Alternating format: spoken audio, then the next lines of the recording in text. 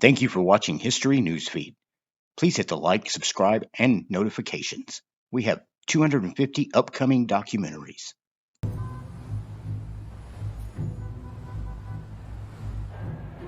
In 1929, years of booming prosperity ended in catastrophe. It was the biggest stock market crash since records began. It is impossible to underestimate the shock, a sense of stunned disbelief. First-time investors borrowed huge amounts of money to speculate on the market. The market broke very sharply, and a lot of people were wiped out with it. It was very painful. Later, thousands of banks failed. Millions lost everything. The poverty was really all around us. It was really, really pitiful. The crash was followed by a depression that spread across the world, lasted for a decade, and was a prelude to war. This is the story of a financial disaster that we hoped would never happen again.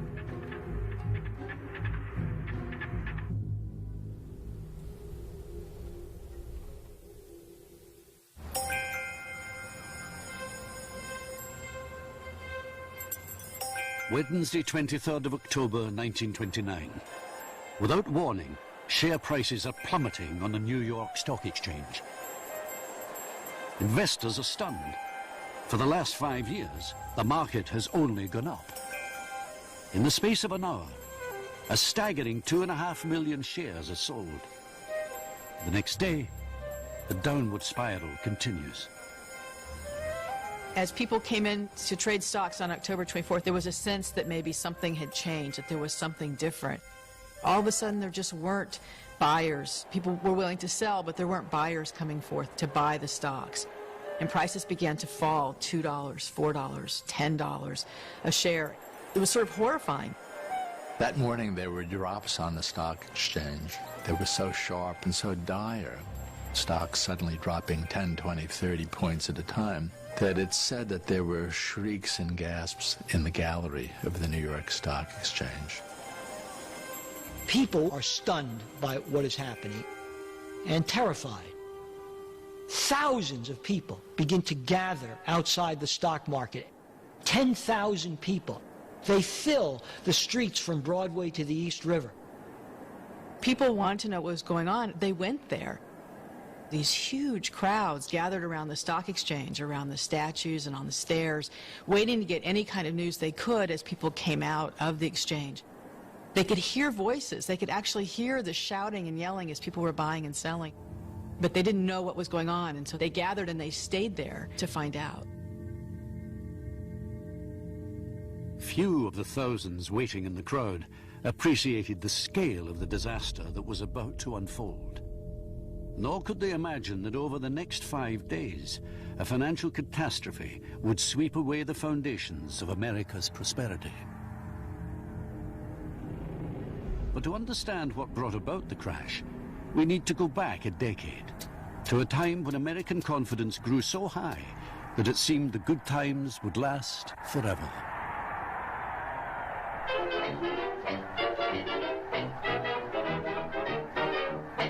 In 1919, the US had emerged victorious from World War I. A mood of optimism was in the air.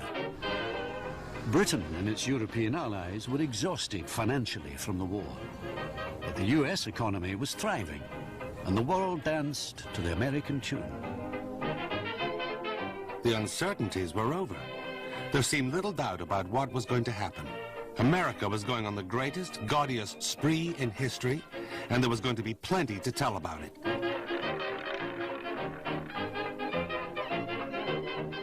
In the 1920s, everyday life was changing. Electrification transformed America. Towns were hooked up to the grid. New technologies emerged. Airplanes, radios, domestic goods that had started life as luxuries now became necessities. The car industry also boomed as people flocked to buy one of the new Ford or Chrysler automobiles. An era of boundless prosperity seemed to have begun. This is the flowering of consumer culture and mass consumption on a scale never before seen. There is also heavy installment buying to encourage people to buy big-ticket consumer items so that they can buy those items on credit. This type of consumer credit was another innovation of the 1920s. For the first time, the idea of buy now, pay later hit the mainstream. And there's a kind of play culture that develops alongside this consumerism, which says, we believe now in instant gratification. Take care of the now. Don't worry about the future. Live for the moment. There was a whole ideology that we were in a new economic era, that it was the birthright of every self-respecting American to be rich.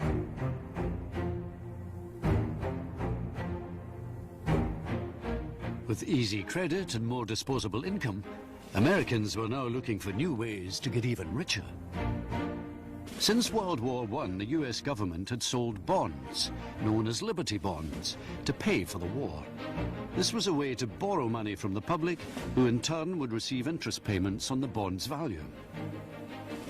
Celebrities such as Charlie Chaplin and Douglas Fairbanks had been recruited to promote them at huge rallies. Liberty bonds caused many people to become investors in securities for the first time. For the first time in their lives, they got interest payments every 6 months, and the security was something they could trade on the market, so they could look in the newspaper and see what the price of my bond is today. Liberty bonds created an investing culture. Most people had never purchased securities before, and it got ordinary people accustomed to buying securities. Now there was another group of people who thought they could take advantage of this new investing culture. The bankers of Wall Street. For years, Wall Street, the center of American finance, was made up of a small elite group of bankers doing business with each other in a society closed off to the general public. But one man saw an opportunity that would change the face of the financial world. Charles Mitchell, president of National City Bank, spotted a lucrative gap in the market. Mitchell saw that investors had purchased a lot of government bonds during World War I. And so he said, now we have an investing public there, all we need to do is market other products like corporate bonds, common stocks, and just tell people these are respectable investments. Mitchell was a natural salesman with a big ambition. If people were willing to buy bonds to raise capital for the government, surely they could be tempted to buy stocks and shares to raise capital for private companies listed on the New York Stock Exchange. And they could make a profit for themselves in the process. Gradually, people who never dreamed that they would invest in stocks were doing so, and stocks lost a lot of this stigma. Historically, stocks had been considered much too risky for ordinary people. Whereas in the 1920s, there was a sense that investing in stocks was not only safe, but reliable and respectable.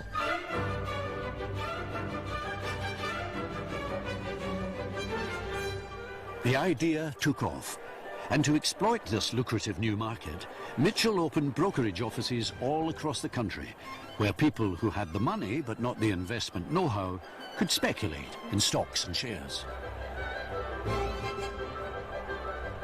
This speculative frenzy embraced all kinds of people, not just professionals. Ordinary people began participating as well in unprecedented numbers all across the country, not just New York City, but in cities and small towns all across America. People were in love with the stock market. Technology made it all possible. The latest share prices flashed from Wall Street could be printed out within minutes across America, using telegraphic ticker tape machines. You could find ticker tape in nightclubs, in railroad depots, in beauty parlors, on ocean liners. The market became a pervasive part of America's play culture in the 1920s. I eat, sleep, dream, talk stocks. The only way, I believe, to make money. It's exciting. I love it. $17,000 profit on $3,500 capital. Not bad. There were wild speculations in all kinds of securities. Movie company stocks, aeronautical stocks, all the auto company stocks. One of the hot stocks of the 1920s was Radio Corporation of America. It was a lot like today's Google. You know, it was cutting-edge technology. They had this idea that you could put radios in cars. Imagine that.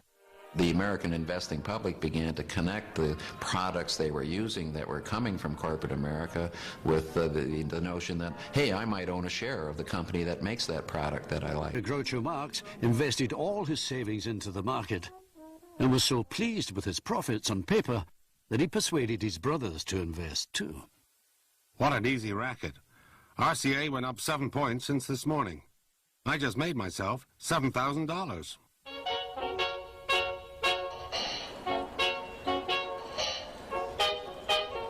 But it wasn't just celebrities becoming speculators.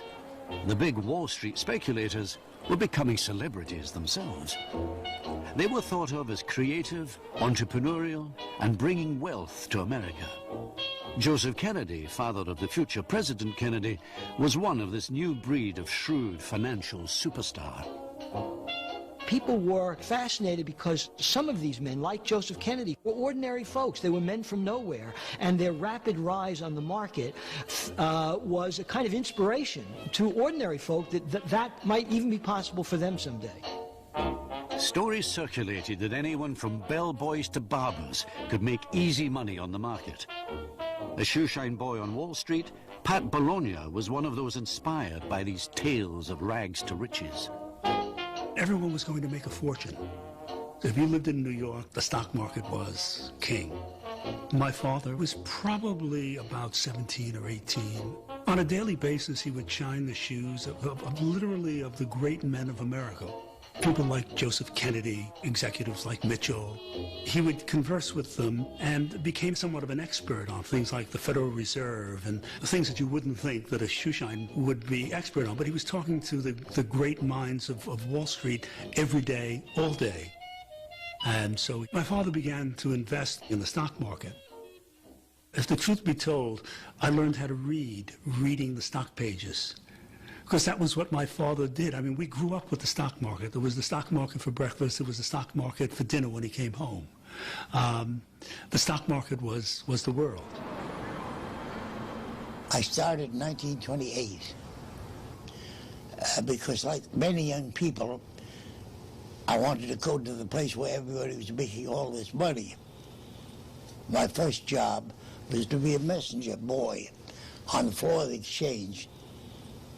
It took only a week or two to find out that most of the time people are greedy. People had so much faith in the bull market that they borrowed increasing sums of money to speculate on rising share prices. This way of buying shares was known as buying on margin. The investor was required to put down only part of the money, with their broker funding the rest. The culture of buy now, pay later had spread to the stock market. Buying stocks on margin means essentially that you're buying them with borrowed money.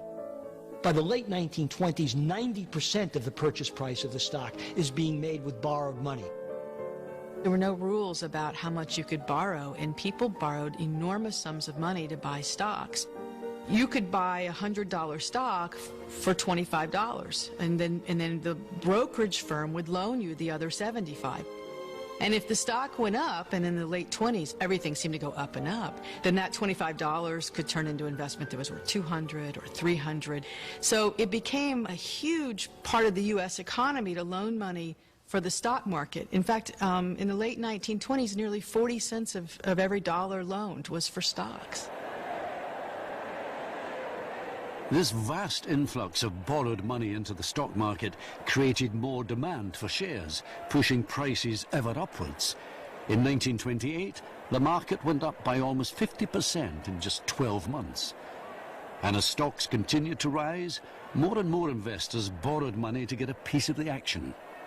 One of them was shoeshine boy Pat Bologna.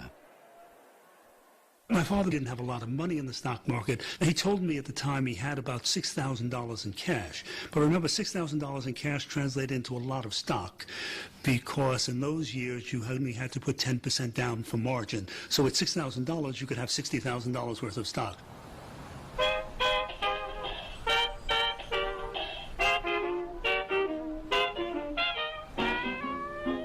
Wall Street was hungry for new punters.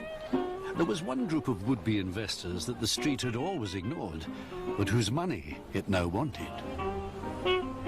Up until the 1920s, women had played a very small role in the stock market.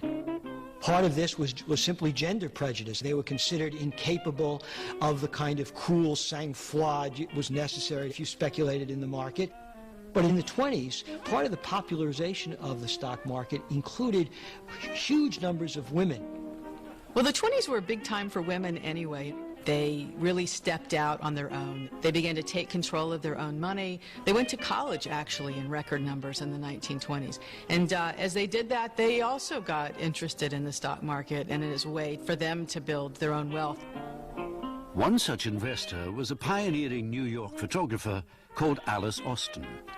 She lived on Staten Island, just across the water from Wall Street. She had moved into this house when she was a couple of months old. She was bright, she was adventurous. By the time she was 11, she had received a camera, which was a new invention by the time, and she immediately took to it. Over the years, she took some 8,000 glass plate negatives, making her one of America's earliest and most prolific photographers. Alice's inheritance from her grandfather had funded a comfortable lifestyle, but it had dwindled by the 1920s, and she was tempted by Wall Street's promise of a quick buck. So Alice Austin discovers that she's running a little low, and the question then becomes what to do. Her friends urged her to be conservative, cut some spending, maybe not go to Europe, maybe not buy a car.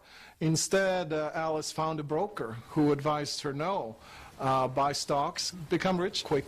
And you know what? You can borrow money so you can buy even more stocks, buying on margin. And Alice Austin thought that, hey, sounds like a good idea to me. Throughout the soaring market of the 1920s, the Republican Party stayed in power on the back of America's increasing prosperity. Calvin Coolidge became president in 1923. An investor himself, he was notably silent on the speculative mania gripping Wall Street. Calvin Coolidge typifies the laissez-faire, devil-may-care recklessness of the 1920s. He was famous for saying that the business of America is business. It was a prosperous period. Business was making money. Wall Street was making money. The politicians, I think, just said, well, everything's fine. The economy's growing. The market takes care of things pretty well, and the government's job is to get out of the way.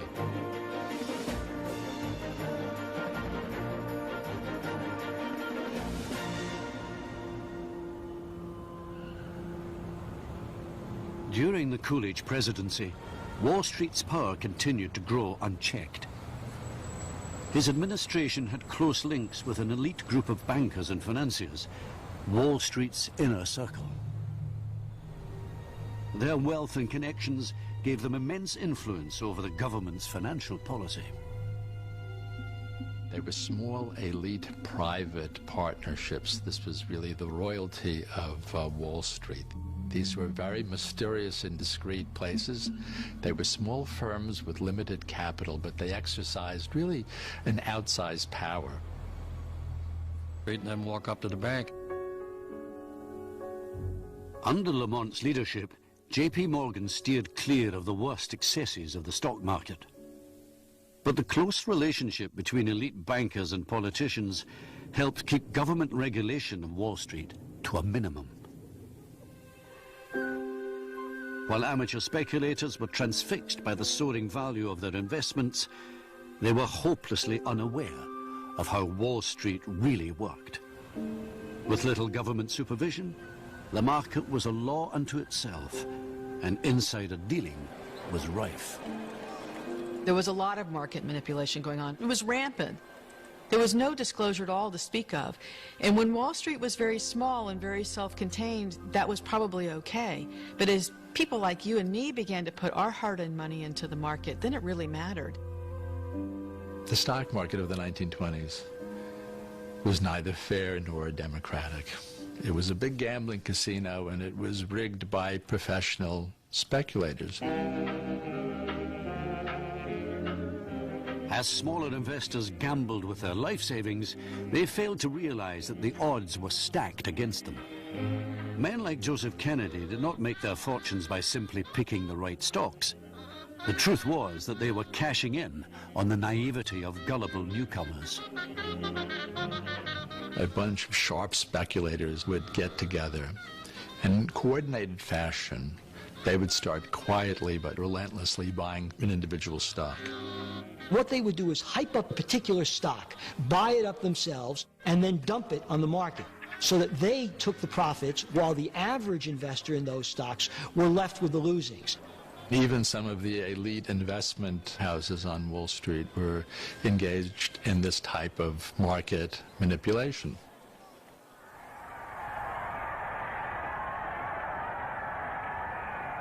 In March of 1929, a new Republican president, Herbert Hoover, was inaugurated. In his address, he reassured Americans. We have reached a higher degree of comfort and security than ever existed before in the history of the world. But behind the scenes, he was less confident. Hoover is actually skeptical about what's going on Wall Street and the economy generally. But he doesn't have the political courage of his convictions. And so when he becomes president, he does nothing to rein in this wild speculative fervor. He doesn't do anything to encourage the Federal Reserve or the Treasury to tighten up margin speculation in the stock market. In private, Hoover talked of an orgy of speculation, but like his predecessor Coolidge, he had no appetite for regulation of the marketplace.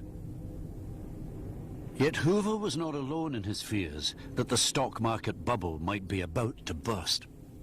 Days after the inauguration speech, a prominent and highly respected banker, Paul Warburg, broke ranks with the Wall Street aristocracy and issued a bleak warning. If orgies of unrestrained speculation are permitted to spread too far, the ultimate collapse is certain to bring about a general depression involving the entire country. My great-grandfather issued a warning in March of 1929. He actually used the word a depression, and he was shouted down. I think he was disregarded. He was, you know, a party pooper. I mean, no, everything's fine. Everybody's making money and having a good time at the party. So when there's a good bull market going on, the person who says this might be getting overvalued, you better be careful, he's sort of dismissed. Blue skies, smiling at me, nothing but little blue skies. Do I see? Bluebird. Warburg's prediction fell on deaf ears, and between May and September 1929, 60 new companies were floated on the New York Stock Exchange, adding more than 100 million shares to the marketplace, fueling the investment bubble. You hear the same things in every bubble. This time is different. It's a different financial world. It's a new financial world. In fact, Groucho Marx went to his broker at some point and said, you know, I just don't understand how these prices just keep going up. And the broker said to him, well, you just have to understand that it's a global economy now. And this was 1928, 1929. Gee, I think I've heard that sometime since then. Some professional speculators sensed that the market was overheating. The more astute got out during the summer.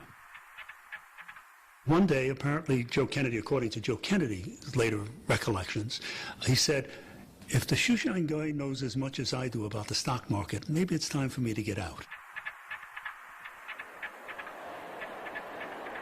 In September, the market became increasingly volatile. Behind closed doors, President Hoover's unease was growing. Herbert Hoover did keep making inquiries among his Wall Street friends, asking if he should be concerned, and he received a memo from Thomas W. Lamont, who was the senior partner of J.P. Morgan and Company. Grandfather said in that letter, the market will correct itself, and there would not appear to be any need for any kind of government intervention in the market. Lamont reassured Hoover that there was absolutely no cause for concern, and the memo ended with the line, "The future appears brilliant."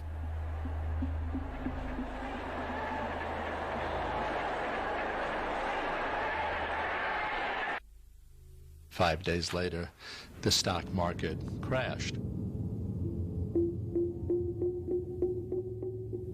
No one knows what triggered the sudden loss of confidence that happened at the end of Wednesday, 23rd of October. But out of nowhere, a sharp fall in automobile stocks provoked a frantic last hour's trading. Millions of shares were suddenly sold. The next day, the great crash of 1929 began.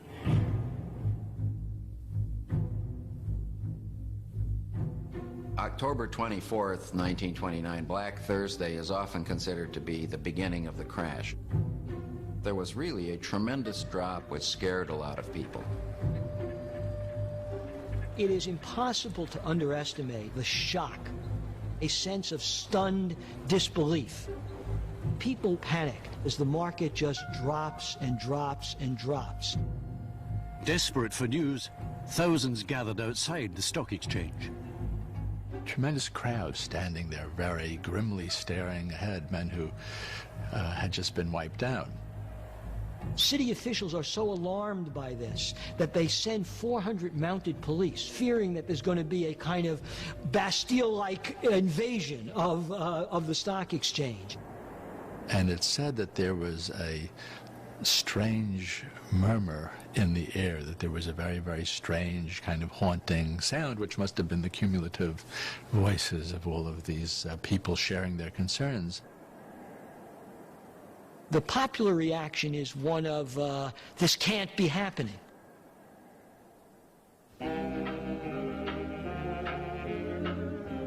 A visitor from Britain was there that day too.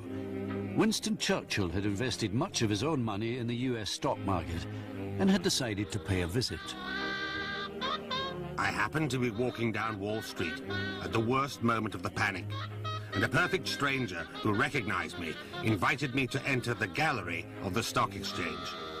I expected to see pandemonium, but the spectacle that met my eyes was one of surprising calm and orderliness.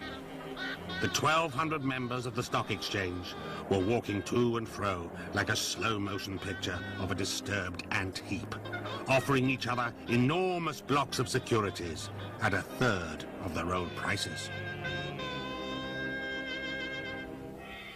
Churchill was to lose a fortune in the crash that day. Outside, the crowds continued to wait for news. Rumors were fueling the mounting panic. Once the crash is underway, the real question becomes one of confidence. When you lose all confidence in the economy, good and bad go down together. And so the chief investment elite is at great pains to try to restore that confidence, to convince people that the economy and the stock market is sound. The bankers knew they had to do something to avert a total financial meltdown. A Times journalist watched events unfold. The crowd grew thicker and noisier, and then there was an eddy in the middle of it, and a man in shirt sleeves was pushing his way across the street in the direction of the Morgan offices. This was Charles E. Mitchell, chairman of the National City Bank.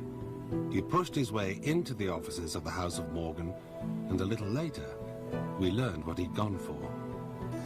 Charles Mitchell had been summoned to a meeting at the offices of J.P. Morgan.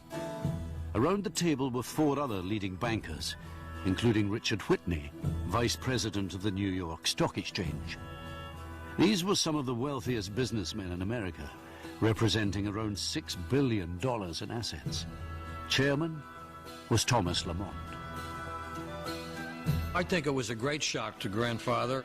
He did not foresee that anything like the great crash that took place would happen. Grandfather called a meeting at his office at 23 Wall Street of some of the leading bankers in town. and figured out what they could do to support the stock market, which was plunging. What they came up with was a plan to put together a pool of $250 million, and those funds would be used to support a key list of stocks. At lunchtime, Richard Whitney marched across the street back to the trading floor of the stock exchange. With a huge injection of the banker's cash, Whitney hoped to get the market moving again. Whitney parades over to the desk where U.S. Steel is being sold and buys 25,000 shares of U.S. Steel at a price well above what it was then selling for, and then makes a similar promenade to other blue chip stocks and makes a similar purchase. The idea being we will now restore everybody's confidence in the market. And other great financial titans of the time, including John D. Rockefeller, make similar purchases, hoping that this symbolic act will turn the tide. And it worked. Such was the magical power of the Whitney name and the Morgan name that stocks suddenly turned around and started to go up.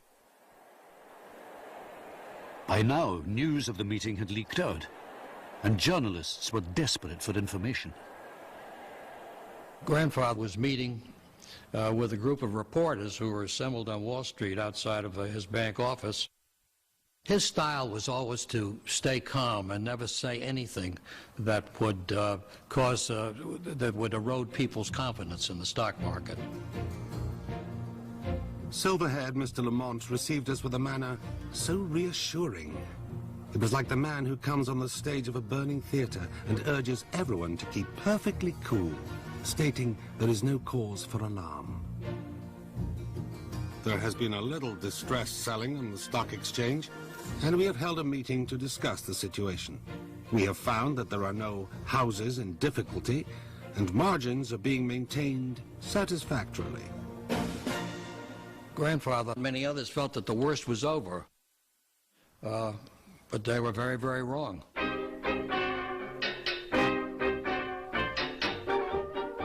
Over the weekend, the banker's interventions seemed to have worked. Trading on Friday and Saturday was calm and uneventful. President Hoover also tried to steady nerves by repeating a mantra that has been used during market crashes many times since. The fundamental business of the country, that is production and distribution of commodities, is on a sound and prosperous basis. But in the offices of the financial district, there was total chaos. One of the things that we forget is how primitive the technology was. So many stocks traded on October 24th that it took 4 hours for the ticker to print all of the stock trades after the market had closed. The ticker, hopelessly swamped, fell hours behind the actual trading and became completely meaningless. All night long, the lights blazed in the windows of the tall office buildings, where margin clerks and bookkeepers struggled with the desperate task of trying to clear one day's business before the next day began. They fainted at their desks. The weary runner fell exhausted on the marble floors of banks and slept.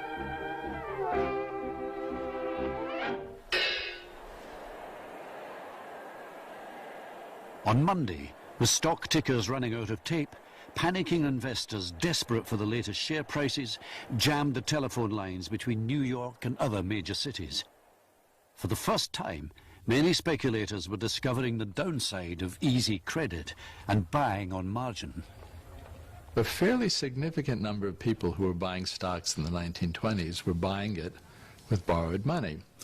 And of course, the wonder of buying stocks with borrowed money is that the gains are tremendously accelerated and magnified on the way up, and then of course on the way down the entire machinery is thrown into reverse and the losses are also magnified. All these people who had borrowed to buy stock now had to put up more collateral, and this was something that had not happened as the market had gone up and up. You've got $25 down for a $100 stock, but now if the stock has dropped. So what happened is the brokerages that had made all these loans got very concerned that the loans wouldn't be paid back.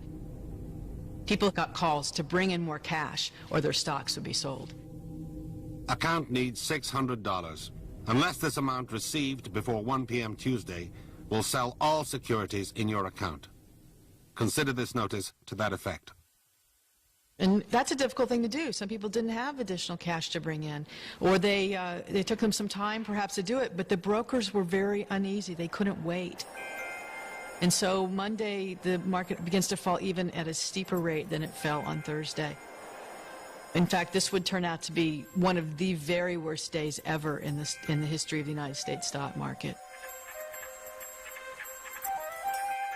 1929, when the stock market crashed, I was a very young lady, just 7 years old. However, I do remember bits and pieces of that day very clearly in my memory. We didn't have many means of communication, and when something extraordinary happened, the papers would put out an extra, that's what it was called, an extra, for 2 cents. And the little boys in their little pea caps would come running through the streets screaming, "Extra, extra, read all about it." And invariably somebody in the house would go down and buy a daily for 2 cents, and then we would know what happened. And that's how we found out about the crash. At the time, Vera was with a family friend, but news came that the friend's aunt had lost everything. The little lady was crying quietly. She was crying quietly and wringing her hands and walking from room to room to room. So that was my actual memory of that day.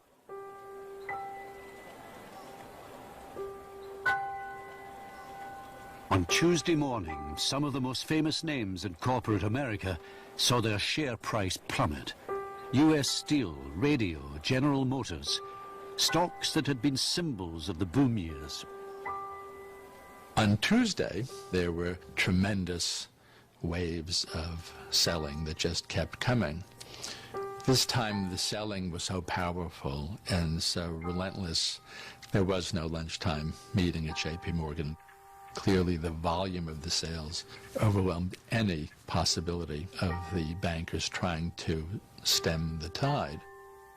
By evening Tuesday, all American stocks were worth about 22% less than they were when the market opened in the morning on Monday. 36 hours, you lost 22% of the value of American industry. Hoover was president, and he and Andrew Mellon, the Secretary of the Treasury, were way to the right and felt that it was not the government's job to interfere with this. They believed in pure, unfettered capitalism, and so they did very little or nothing to alleviate the crash. They said it'll solve itself. The market broke very sharply, and a lot of people were wiped out with it. It was very painful. Almost everybody lost money, as has happened now. Oh, the market's not so good today. Your stocks look kinda sick. In fact, they all drop down a point each time the tickers tick.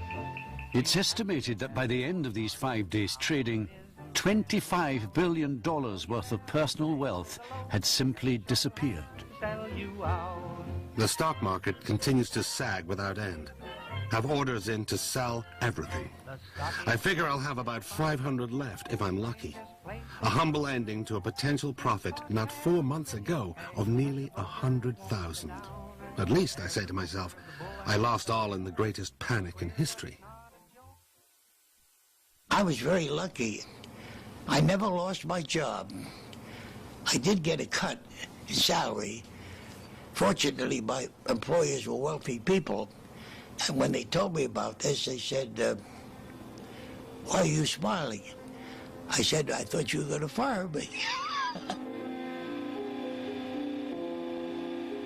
Those who could afford to faced their losses with black humor. I am one of the lambs that Wall Street has shorn. When I was a little girl, a patron of art left me $1 million for my musical education.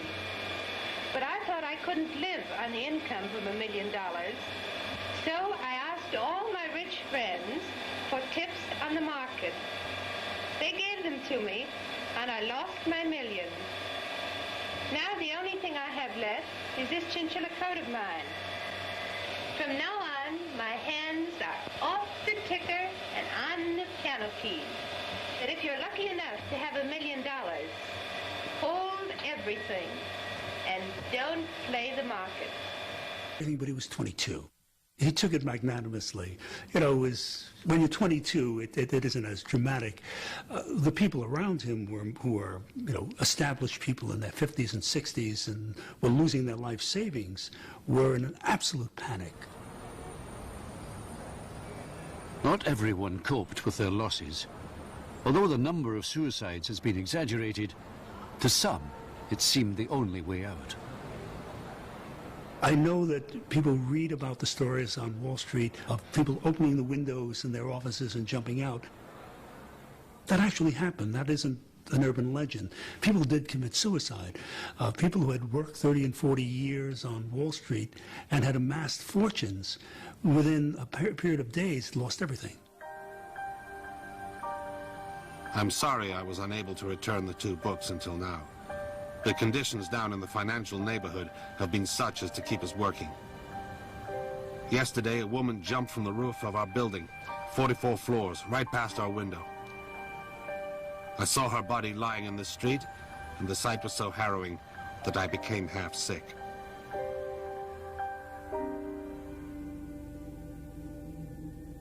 The effects of the catastrophic crash on Wall Street rippled out across America. Even those who had never owned shares and who had never benefited from the stock market boom became victims too.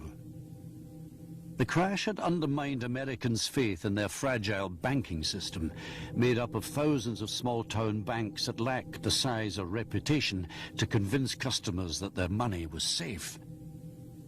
As confidence in the economy sank further, a domino effect began. In 1931, over 2,000 banks failed. After the crash, the banks closed. That, I think, affected us a little more seriously, us, meaning us, the people of my stature.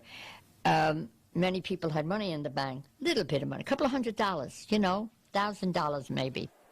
There was no infrastructure then. There was no Federal Deposit Insurance Corporation to guarantee people's deposits. There was no way to back up the banks. So if the banks had made bad choices, you as a depositor paid for it. You went to go get your money, it wasn't there. And then people would hear that the bank down the street wasn't good, and they worried about their own bank, and then that would cause a run on their bank. And it became a terrible, vicious cycle. And something like 3,000 banks closed in the following couple of years after that. The whole financial system then seemed not just unstable, but worthless. After that, when people saved money, they were very leery of banks, and money went under the mattress.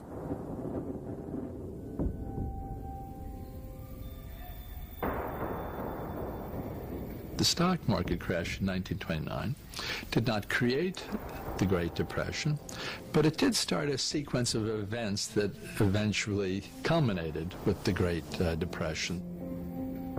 Well, you know, some of this is going to sound sort of familiar.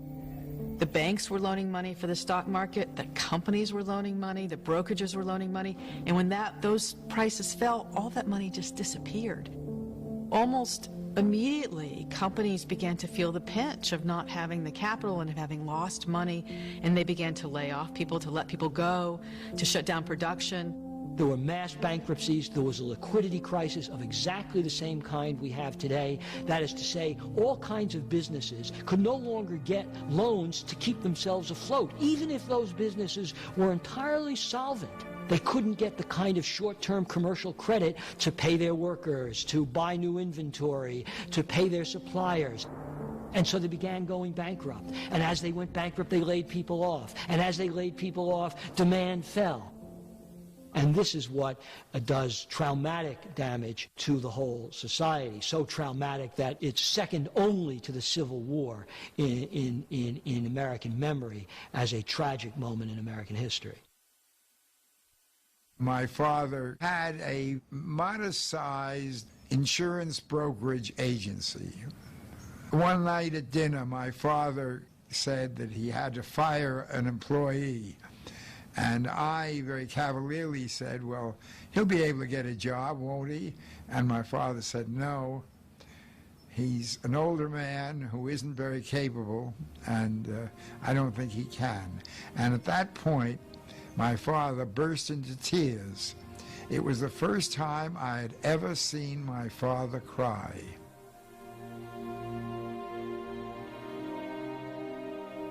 There was such a change in our lives and all the people around me after the crash. Many of my girlfriend's fathers lost their jobs, and they couldn't pay the rent. They were evicted. The poverty was really all around us.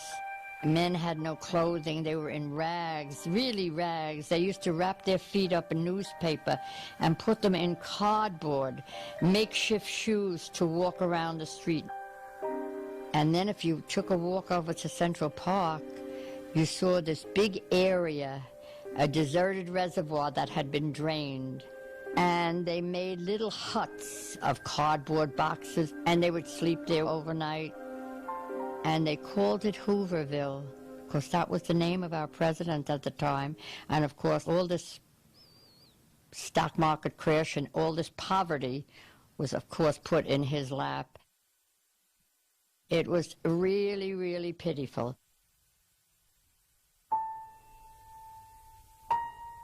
Like many others, the photographer Alice Austin struggled to keep up mortgage payments as the Great Depression took hold.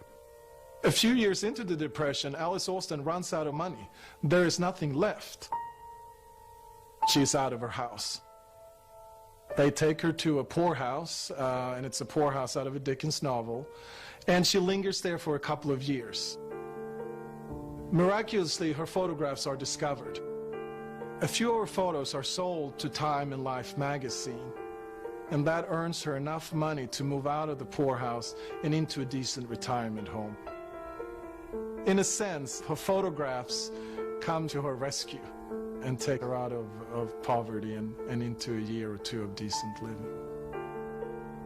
Paul Warburg, who so accurately predicted the crash and the Depression, saved the bank he ran from disaster by getting out of the market in time. But it was of little consolation to him. My great-grandfather probably never really recovered his own personal equilibrium after the crash. To be called the Cassandra of Wall Street, I think was very painful for him. And if we all remember Cassandra, she couldn't just see the future. She was also doomed to be disregarded. And I think it caused him to go into a depression of his own. I'm not sure that he ever would have said, "I told you so." I think he felt that it was really tragic that this worldwide depression could have been averted or headed off, or at least it didn't have to crash so hard. And I think it probably led to his early death. When he died, it was the last year of Hoover's presidency, and there was no end in sight.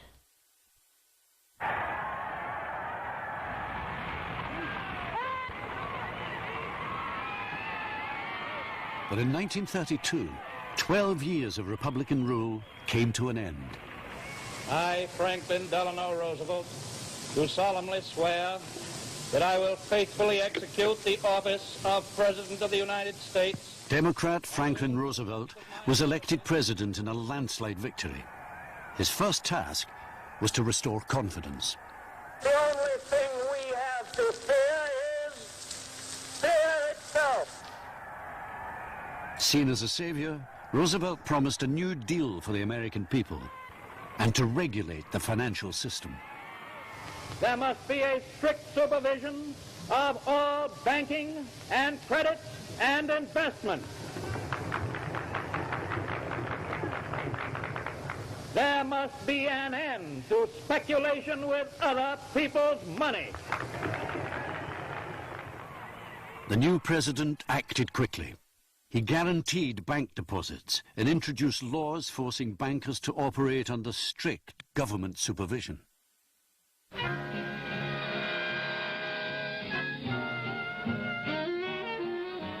An investigation into the crash was launched by the Senate Banking Committee. It would last more than 3 years, and the 10,000 pages of testimony blackened the reputation of Wall Street. The committee's ambitious lawyer, Ferdinand Pecora, challenged the banking elite to account for their behavior. He calls these bankers to testify. And what does he learn? He learns that Charlie Mitchell of National City Corp had sold stock to his wife to avoid taxes. Richard Whitney, who had so boldly bought stock on Black Thursday, lost money of his own and began borrowing from his brother. And then when that didn't work, he began stealing from customers. He ended up in jail doing time. The most prestigious bank in America, J.P. Morgan, was also found to be far from blameless. The hearings uncovered evidence of a list that offered preferential deals on stocks to friends in high places, including a former president. Not only Morgan partners and Morgan family members, but also prominent corporate executives and even some politicians. Calvin Coolidge was on the preferred stock list, for example. That was a practice that a lot of people felt was wrong. Ferdinand Pecora had a great quote. He said it was shocking disclosures of low standards in high places, which I love because, you know, you could say the same thing today. In response to public outrage at the bankers' dirty dealings, President Roosevelt set up the Securities and Exchange Commission. Its task, to clean up Wall Street. At its head, he chose a man who knew more about unethical practice than most. President Roosevelt, when he introduced the Securities and Exchange Commission to regulate Wall Street, named his old friend and supporter Joe Kennedy to be the first chairman. And that's putting the fox in the chicken coop.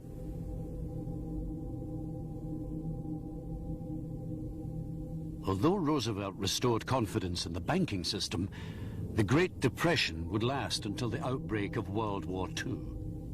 Then, as now, the globalized economy meant that the crash and subsequent depression rippled out across the world. In Britain, there was a slump in manufacturing, and millions lost their jobs. Germany, still suffering from defeat in the First World War, was hit even harder. So many people had their life savings destroyed during the Great Depression that it created in many countries a desire for some authoritarian government that would save them, that would rescue the economy. No doubt that crash and the Depression strengthened anti-capitalist movements. The communists had taken over in Russia, and there were rising fascist movements. Mussolini was already in power in Italy, and Hitler's political base was growing in Germany. And when American-style free market capitalism suffered from this Wall Street crash followed by a depression, it just strengthened those people who wanted to say, there's a better way. While communism and fascism prospered, many nations put up barriers to prevent free trade and turned inwards in an attempt to save their economies. Economic nationalism led to trade wars and later, World War.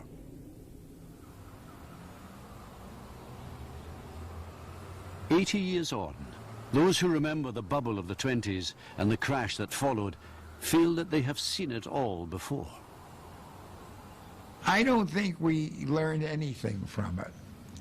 I have found that people's memories are very short. They make the same type of leveraged commitments where they don't look at the downside risk. You have a lot of cheap credit in the 1920s. Now we've had cheap credit and people have speculated in houses, and now the housing bubble has collapsed. You have a heavily leveraged American consumer. He's in debt up to his eyeballs, and he can't sustain that debt. The subprime mortgage crisis is a symptom of that. In the 80s and 90s, faith in the free market had revived. And as optimism returned, many of the financial regulations which Roosevelt had introduced were felt to be outdated and were slowly dismantled. Yet again, a lightly regulated market allowed speculation to grow unchecked. We are now reaping the whirlwind of that deregulation. And in that sense, we're in exactly the same position as people were in 1929 when the government turned a blind eye to what was going on in the financial world. What I do hope and I do think is that the government has learned its lessons and is trying to take steps that are much more active and much more aggressive than what was taken in the 30s to try and stem the pain and stem the decline. The hope is that such steps will work. But the lessons from the crash of 1929 are that history repeats itself, that human folly and greed are much stronger forces in financial affairs than reason and restraint. Thank you for watching History Newsfeed. Please hit the like, subscribe, and notifications. We have 250 upcoming documentaries.